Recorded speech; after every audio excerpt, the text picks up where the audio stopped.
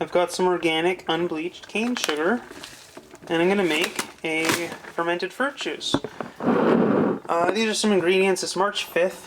This is all buds and blossoms. So blossoms from perennial bulbs coming up out of the ground right now, and buds from perennial woody bushes and trees that are just starting to bloom with their leaves and flowers. So it's a combination of leaf buds, flower buds, from about 6 different species. I don't know any of them except for the snowbells, which are the white flowers, and the broom buds.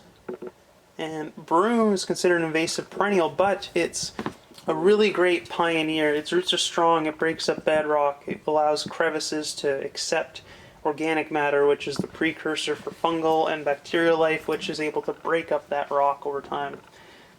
And really it's the acids that break up the rock, which are a byproduct of the microbial life. But the point is, broom is considered an invasive perennial, and it's actually very useful, not only because it turns our island's bedrock into soil much quicker than any other plant can. Like, the reason broom is invasive and it's all over the place here is because it's so adapted and so specialized in what it's doing for our environment.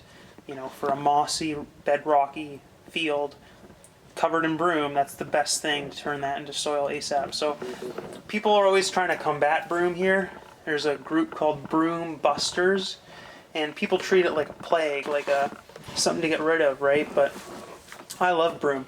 You know, every year I harvest a bunch of broom, and I make specifically broom fermented fermented plant juice, because it's high in the calcium bicarbonate and the silica.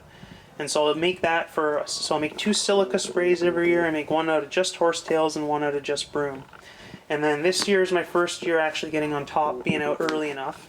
Usually it's too cold for me to go out and get buds and blossoms in the early spring, and I usually wait until about May to start, or mid-April to May to start collecting maple leaf blossoms, because the maple leaf blossoms are huge.